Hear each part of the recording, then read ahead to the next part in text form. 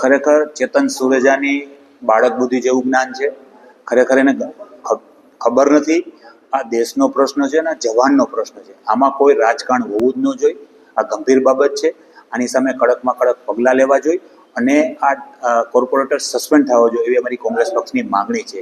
જ્યારે 71માં 71માં યુદ્ધ થયું હતું ત્યારે અમારા વડાપ્રધાન ઇન્દિરા ગાંધી હતા ત્યારે પણ આવી કોઈ પોસ્ટ મૂકવામાં આવી નહોતી.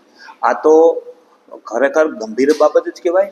એને કોઈ સારી વાત ન કહેવાય. દેશને જવાનોને પ્રોત્સાહન આપવાની વાત છે, એની પોસ્ટ મૂકે છે. આમાં કોઈ રાજકીય હોવું ન જોઈએ અને આની સામે કડકમાં કડક પગલાં લેવા જોઈએ અમારી કોંગ્રેસ પક્ષની માગણી છે. ખરેખર આ જવાબદાર વ્યક્તિ જ ન કહેવાય. ખરેખર આ બેધ્યાન એનું કહેવાય. બુદ્ધિનું પ્રદર્શન કર્યું છે. દેશના હિત માટે આવી કોઈ પોસ્ટ મૂકવાય નહીં. અને જ્યારે દિલ્હીમાં સર્વોદય પક્ષની મિટિંગ બોલાવી ત્યારે અમારા વિરોધ પક્ષના નેતા રાહુલ ગાંધી પણ હાજર હતા.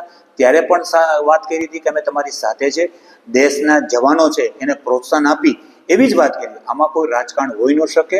ખરેખર આ ગંભીર બાબત છે અને આની સામે પગલાં લેવાય એવી અમારી માગણી છે. મારા પાસે સવારમાં જ આ બાબતની મીડિયા દ્વારા માહિતી મને મળી અને મેં તુરંત જ અમારા જે નગરસેવકનો ઇસ્યુ થયો એની સાથે પણ મેં વાત કરી.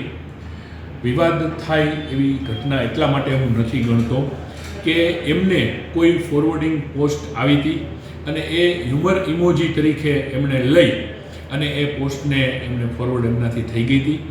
પણ અત્યારના સંજોગો જોતાં આ યોગ્ય ન ગણાય એટલે એમને પણ એ સમજાઈ ગયું અને મેં અધ્યક્ષ તરીકે મારે જે એમને કહેવાનું હોય કે ભાઈ આપણી પાર્ટી એ શિસ્તબદ્ધ પાર્ટી છે, એમાં આ પ્રકારનું કાંઈ પણ આપણે નથી કરતા, તો એ પણ એમણે વાતને મારી સ્વીકારી લીધી અને મારે વાત થઈ એ પહેલાં જ એમણે એ સોશિયલ મીડિયા પોસ્ટને દૂર કરી દીધી હતી.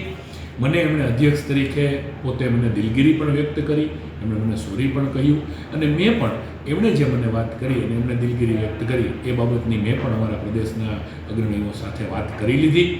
એટલે મને એવું લાગે છે કે ચોક્કસ અત્યારના સમય જે ચાલી રહ્યો છે એ મુજબ કોઈ પણ વિવાદ થાય એવી ઘટના ન જ બનવી જોઈએ અને એ વાત સાથે હું પૂર્ણ રીતે સહમત છું. અને અધ્યક્ષ તરીકે મારે જે એમને કહેવાનું હતું એ બધું જ મેં એમને કહી દીધું છે અને એમણે પણ એ વાતને સ્વીકારી અને દિલગીરી વ્યક્ત કરી અને આ બાબતે ખેદ વ્યક્ત કર્યો છે અને એમણે બધી જ પોસ્ટને રિમૂવ પણ કરી દીધી છે.